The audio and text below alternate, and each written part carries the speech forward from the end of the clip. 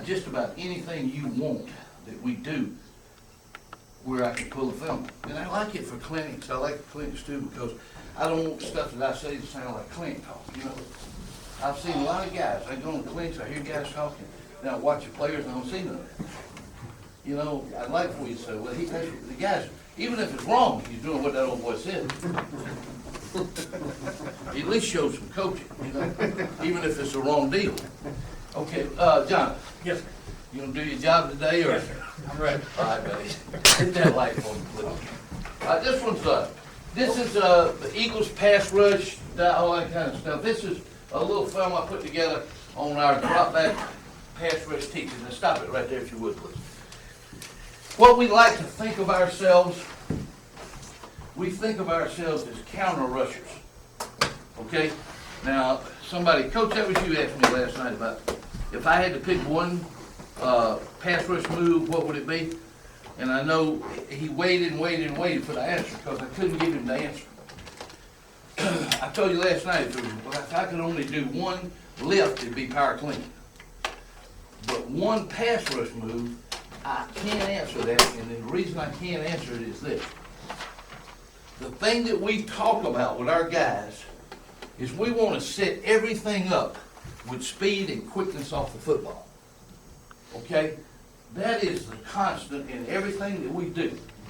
I know you know how important that is in pass rush, but we really work on it, we sell it, we feel like it's the number one ingredient is to get off when you snap the football, and then once we get off the ball, especially our ends, we want to create a situation for you.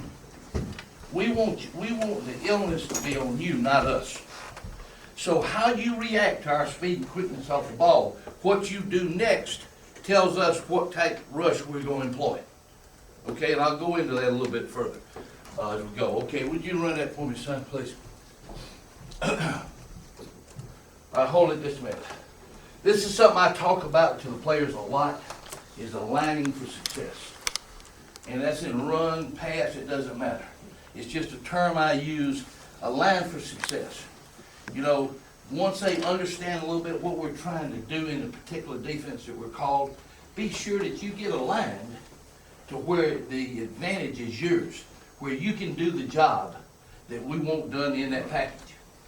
If it's a slant technique or if whatever it is, we want to get aligned for success. And as you see in this next frame right here, in this being pass rush,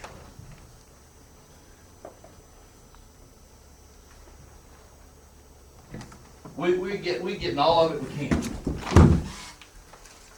Stop it right there if you want to. We're getting all of it we can, and what we try to do is we narrow this is jet. You know, we talked about last night. We talked about it last night that we play read, attack,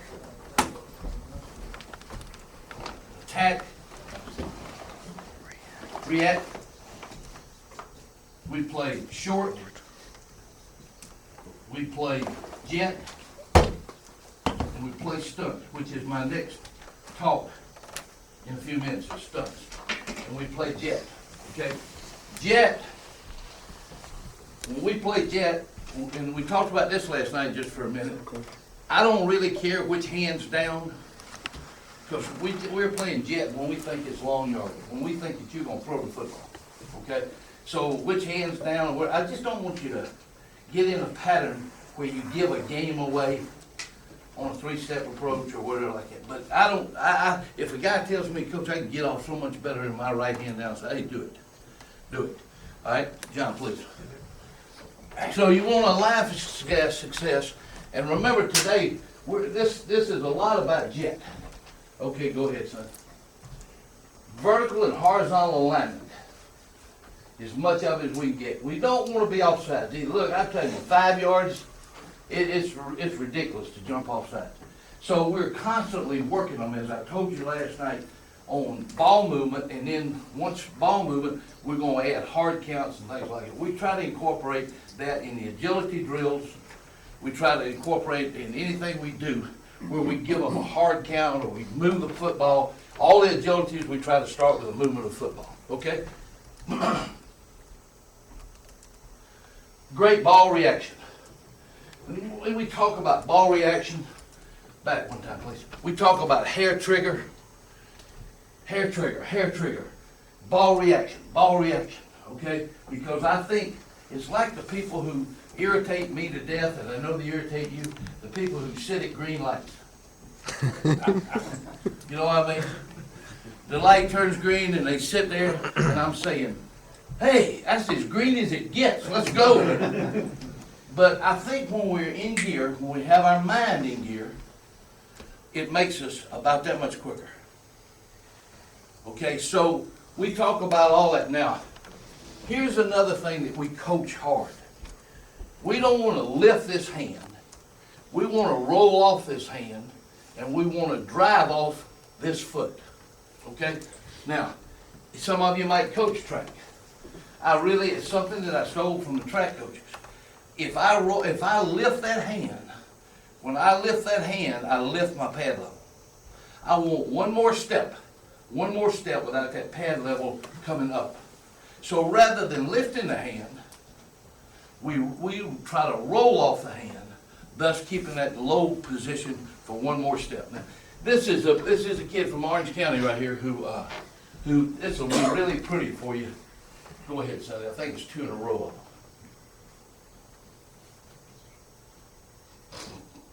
Let's see. There you go. Watch how he does this. Back. There you go. Right there. That's what it is. Right there.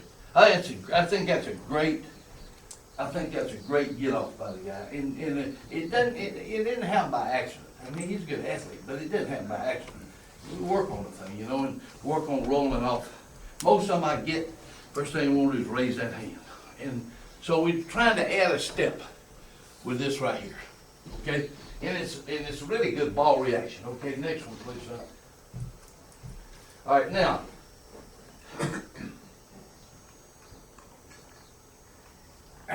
Watch the right end here. I think it's in slow-mo. Look at the arm action. When we come off there, you know, it's just like a sprinter. Back him up and watch him come off the foot. Great ball reaction. Here's another thing. Run him back one time and sit him down, please. Here's another thing. We tilt him. We don't normally, in running down, we don't normally use a great deal of tilt, especially with tackles. But we tilt him where he didn't have to turn his body or whatever to see the football. We want him to be able to see the football, especially the ends better. So he's got a nice little tilt here, which we like. And our alignment, we can widen out this. We have a base rule. I don't need that light, John. I'm just going to do this real quick. This being the bubble, we tell if he doesn't have an adjacent defender, we don't want him to get too wide, creating a larger bubble. If he has an adjacent defender, we let him play a little wider. In a jet call, with this kid's in, we assume that same wide position. It's all right. In jet call, it's okay to get out there a little bit wider and tee off the football. Okay? All right, go ahead, son. Good ball reaction. Good arm action. Good, okay? Watch the left tackle.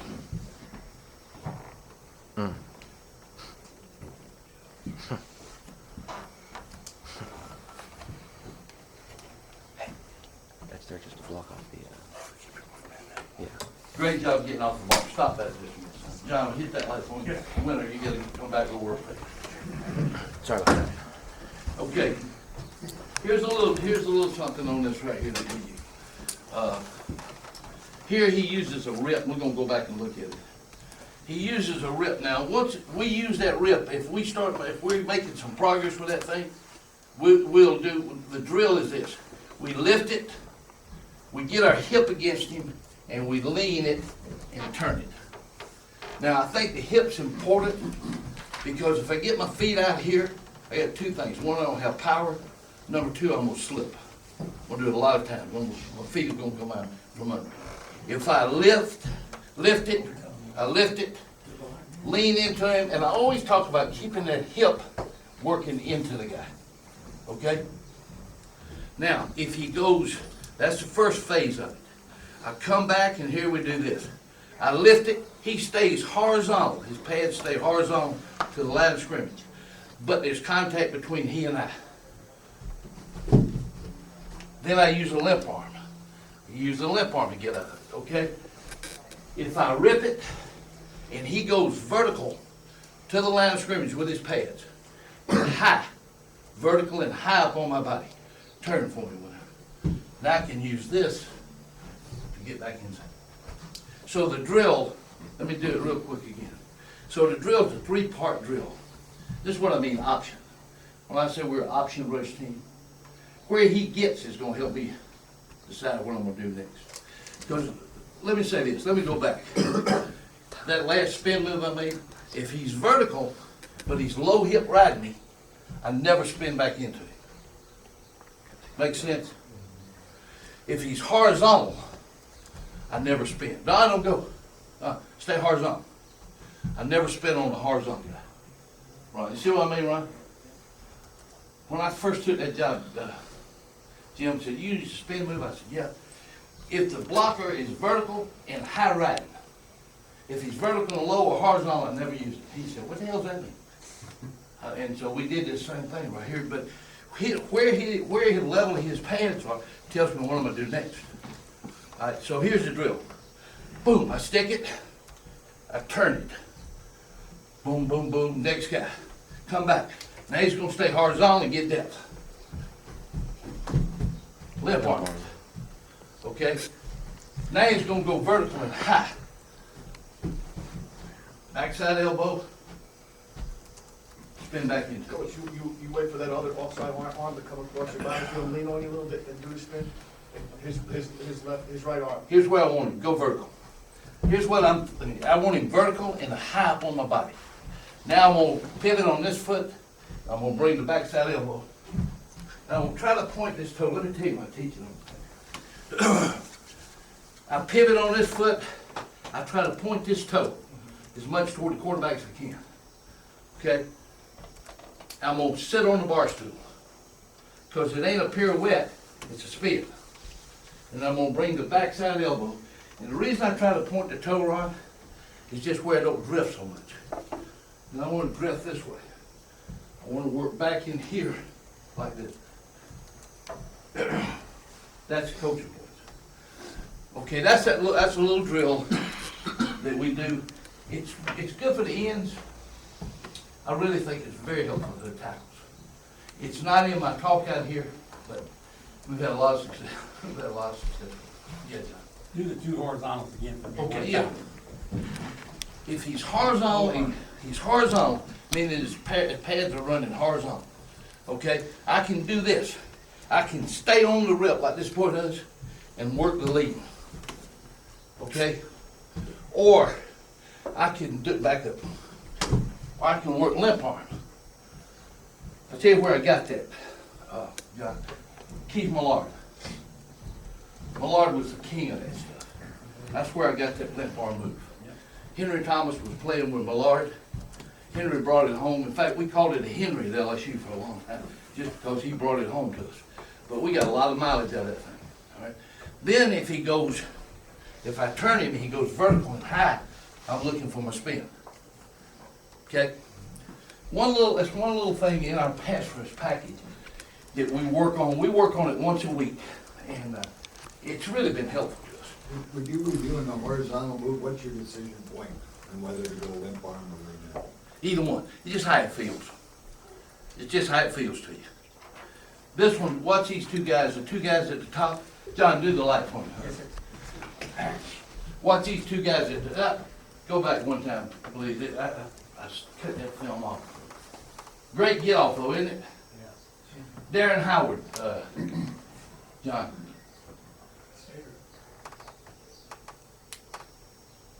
See him lean on it? This is really good by the end and the tackle. Howard 90 playing inside. Right. 10 sacks this year. Tall guy, but he has a little knack for rushing inside. You know, And we like the height he gave us. Okay, go ahead to the next one. Back one time, I'm sorry. I was in the way. Left tackle.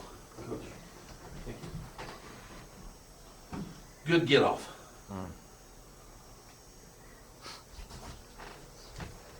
Left tackle.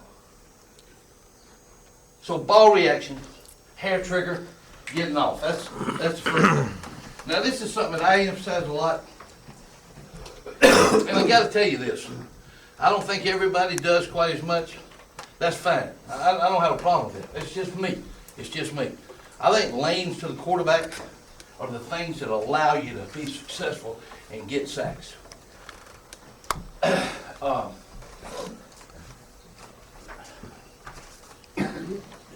One of the things that had happened at Philadelphia a little bit was the lanes. It had begun. They got where the lanes were not quite as disciplined. And I inherited a player when I first got there, and I watched him, and the first thing I thought about him was he was a selfish rusher. And the first time we had a conversation, we sitting across the table from each other. Now this kid and I have become very close, and I like him as a person. I'm talking about him as a pass rusher. Okay. He said, "What'd you see when you looked at me?" And I said, "Well, I see a sometime player who is a selfish player, selfish guy." And he said, "What?" And I said, "You asked me, and I told you, you're a selfish player because you're not thinking about the rest of the 10 guys out there or the rest of the team. You're thinking about getting to the quarterback." Sometimes we do that with incentives and everything. Sometimes we make selfish players that way, which you have to fight like crazy. But lanes are so important. Now here's a couple of shots. First shot is this is what I call the quarterback trap. We talk about this a lot. Here's how I know that it makes sense to them. We'll be watching, Ron, we'll be watching you guys on defense play against somebody, and they'll say, "Boy, that is a good quarterback trap right there." Because here's what we think. If all the ingredients are not in place, it's really difficult to get a sack. Okay? So we want to work to the upfield shoulder of the quarterback. We want to start our bend by 3 steps.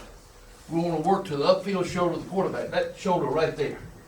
If I work to the downfield shoulder, you know what's going to happen.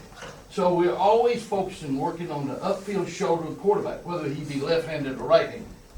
The job of the ends, we talk to them about squeezing the pocket and also containing the quarterback. But getting squeeze on the pocket. Coach, you all right back there? I'm good. You comfortable? Okay. So we talk about them, but we have a drill we call 3 and bend, where we come off the ball and on the 3rd step we slap the bag and we start bending. We start bending toward the quarterback. Now we want one of these tackles, or if it's one of them, we want him to stay in the middle of the formation and work. We want one of our tackles working the B gap or that area. We want one working the A gap. Their deal is to collapse the pocket and get push. Here's what we tell them. If the ends do a good job and he steps up, we're going to get a sack by a tackle. If we do a good job with the tackles and we get middle push and he can't step up, then we got a chance for our ends to get him. That's the trap. If you get one piece of the trap, you're going to give the quarterback an escape. So the trap is really important to us, all right? Okay, I'm sorry to run this.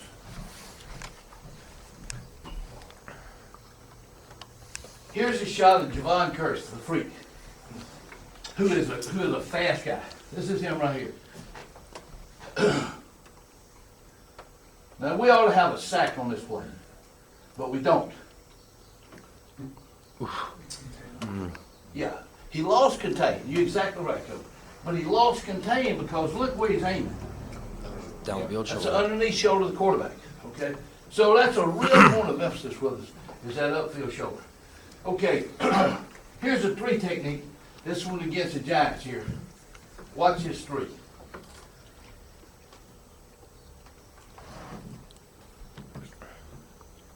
Yes. 2 wide. He's going to be outside the 5 if you watch. Watch this guy. Stop right there. Window. Window. Death on us. Okay, death on us. Here's what we're doing, we're playing 7-on-7 now. I don't like our odds on that. We're playing 7-on-7. We don't have anybody, he's got a visual window. This guy ain't a runner, but the runner guy's gonna pull it down and go. So we left him run, we've left him window to throw the football. And if you watch this guy right here, we're gonna get Manning if it ain't for this window. Just that much, if just take the window away, put a body in the lane and we get it. Now, this is one where the quarterback trap works, and I need to go to the back end of this as fast, as quick as you can.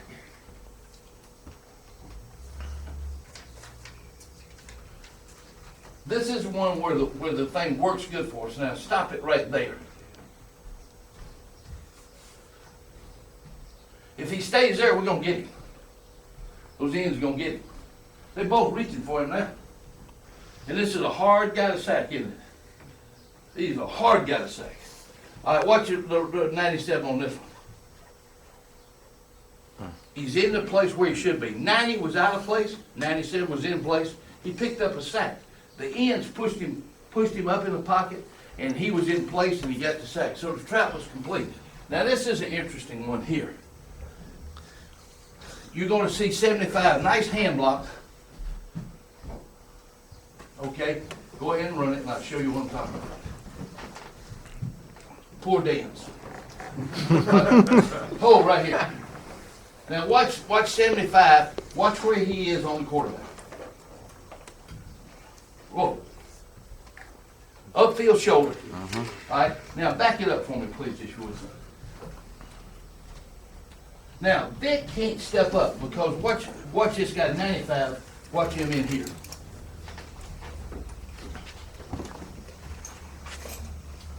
So the end gets a sack, basically because the tackle, the quarterback, and I don't know whether I showed that well enough, but the quarterback couldn't step up. He had 95 here, so 75 makes, we got the trap complete. He can't step up, we got him contained, we get a sack, okay? All right, go ahead. This guy's gonna get the sack on this one.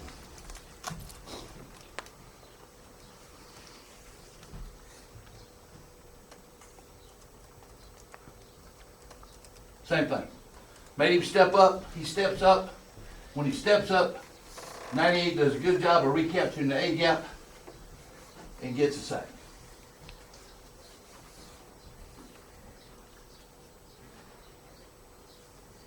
So the lanes, building the quarterback trap.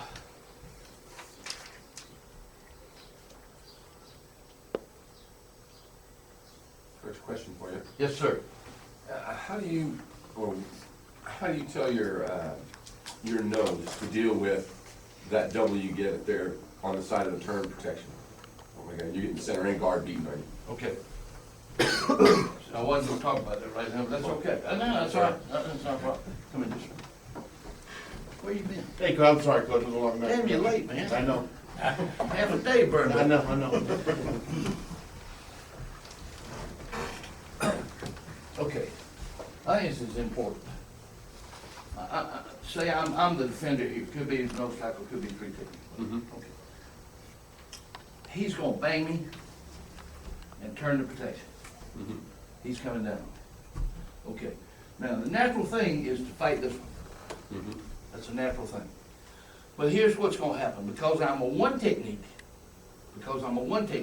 I've got the A gap to rush in our system. All right, come on down. All right, now, so what we tell him is this. Leave this guy go. Turn your attention to the turn guy. Work for width and depth on him. Okay? We got a little drill. I should have brought that film. We got a little drill where that's exactly what we do. So get you a little split. All right, stab me and turn. Boom. Now down on me. Now I want to turn to him. I want to work up the field. But to keep, good. That's good. Thanks, guys. Coach, is that technique the same for tilted nose too? Yep. Okay. Yep. Because here's what I'm trying to avoid by doing that, guys. Here's what I'm trying to avoid. You got your contained stuff. You got this guy here. Normally he's a big gap rusher. Normally, he's the egg gap rusher. They turn it. If I work over here, we've now created the window for the quarterback. If I do this, I balance the rush. Here's where whoever it is, that's where my attention is focused. Make sense? To work on it. It's like a read drill, it's like anything else. So if you turn the other way, Bow. then it'd just be the center. Yeah, be the center. Whoever's trying to get you out of that lane. Okay, all right. John, thanks. Okay.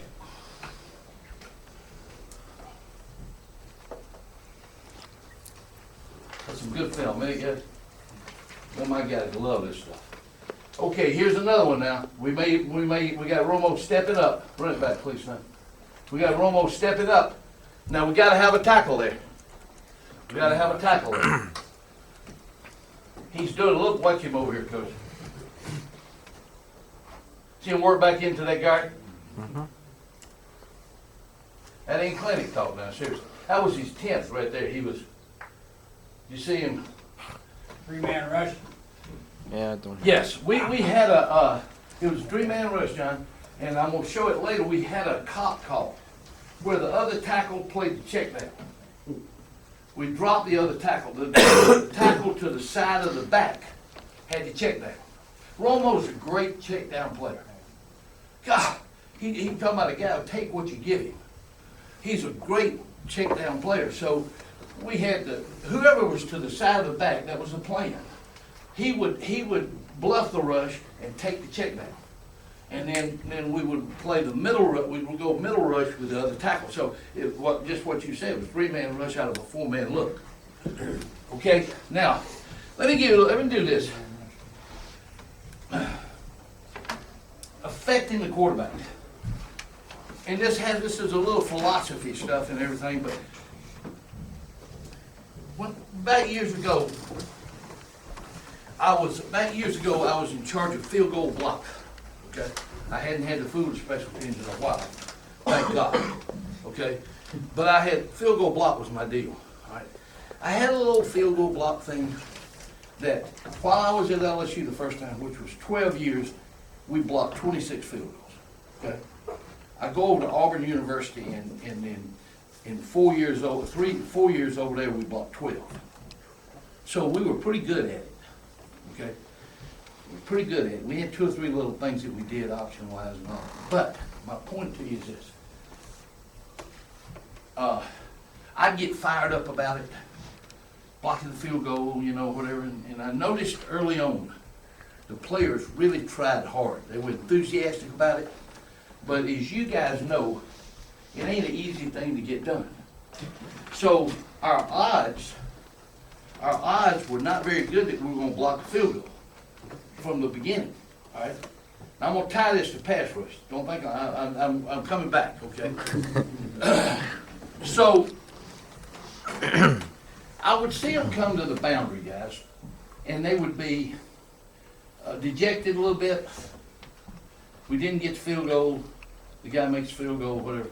They'd be a little bit dejected to come to the boundary. And to be honest, I think they just developed so much pride in it, they really wanted to get it done, all right? So it dawned on me one day, I said, let me change my thinking on that. Let me change my talking on that a little bit. So what I began to say to them is this. Hey, guess what, guys? We're going to make that damn guy be perfect. The operation's got to be perfect. The snap's got to be perfect. The place has got to be perfect. The kicker's got, the swing's got to be, hold has got to be perfect. The swing's got to be perfect. We're going to make him be perfect. Okay? Here's what our mentality became. We would come off the field. Well, we made his ass be perfect, I'll tell you that. We actually won. We actually had a successful play because we forced him to be perfect. Okay? So it gave us, we kept that enthusiasm about what we were doing. So I hear where I'm going with this. Okay? We talk about affecting the quarterback. Sure, sacks in the NFL, we got 2 great NFL coaches sitting right over there. Sacks in the NFL, big to us. It's money in your pocket. And it's money in the player's pocket. Okay? So sacks are big. It's not that they're not big. Blocking them field goals were big to me. But here's what I did, and I go back to what I learned on the field goals. We taught